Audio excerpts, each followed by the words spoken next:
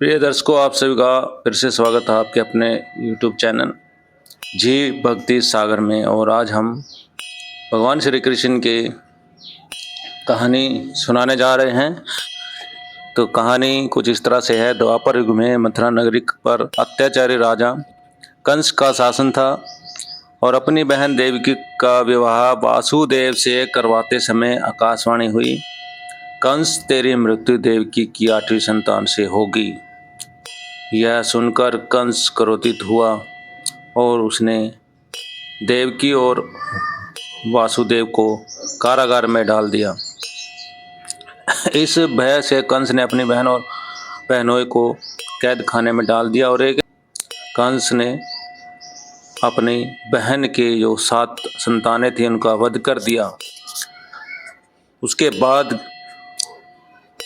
बिजली चमक रही थी, बादलों की गड़गड़ाहट से कारागार में देवकी के चेहरे पर मातम सा छाया हुआ था। और फिर वह शुभ घड़ी आई। भाद्रपद माह की कृष्णाष्टमी की मध्यरात्रि में चारों ओर गहरी रात, आकाश में मेघ और कारागार में देव के गर्भ से प्रकट हुए समय भगवान विष्णु। नीले रंग के भगवान विष्णु शंख चंद्र गधा पधा धारण किए देवकी और वासुदेव को दर्शन देते हैं। माता पिता, मैं तुम्हारा ही पुत्र बनकर आया हूँ। अब तुम मेरा बाल रूप धारण कराकर गोकुल में यशोदा के पास पहुंचा दो। भगवान 4 भुजाओं से बाल रूप में बदलते, छोटे छोटे हाथ, कमल जैसे नेत्र। क्षण भर में ही भगवान ने अपना दिव्य स्वरूप त्याग कर मोहक श्याम सुंदर बालक का रूप धारण कर लिया। उसके बाद जो है कारागार के द्वार खुलने लगे और पहरेदार सो गए। जंजीरें टूट गई और द्वार अपने आप खुलने लगे। और भगवान की माया देखो कि कारागार के सारे दरवाजे खुल गए और पहरेदार गहरी नींद में सो गए।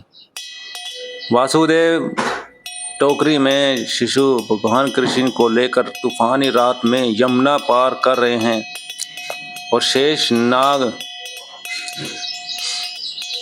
यमुना की लहरें बढ़ी, लेकिन शेषनाग ने अपने फन से बालक की रक्षा की। गोकुल में यशोदा प्रसव के बाद सो रही थी। पास में नवजात बालिका वासुदेव कृष्ण को रखकर बालिका को उठा लेते हैं और नंद भवन पहुंचकर उन्होंने कृष्ण को यशोदा के पास सुला दिया और बालिका को लेकर मथुरा लौट आए। कंस बालिका को मारने के लिए उठता है, लेकिन वह देवी रूप में आकाश में प्रकट हो जाती है और वह कहती है। कंस ने जैसे ही बालिका को मारने का प्रयास किया, वह आकाश में दिव्य रूप का प्रकट होकर बोली।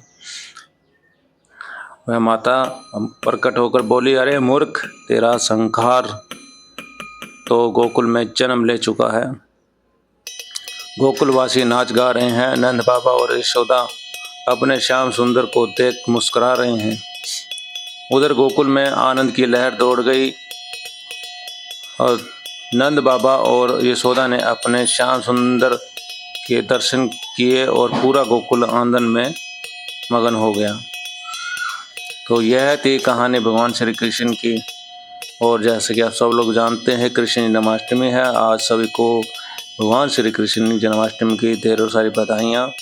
कहानी कैसी लगी कमेंट बॉक्स में ज़रूर बताइए और चैनल को सब्सक्राइब कर लें और चैनल को शेयर कर दें। तो बने रहिए जी भक्ति सागर के साथ। तरह तरह की कहानियाँ इसी तरह से आपके सामने प्रस्तुत करेंगे। तब तक के लिए जय श्री कृष्ण। कौन सी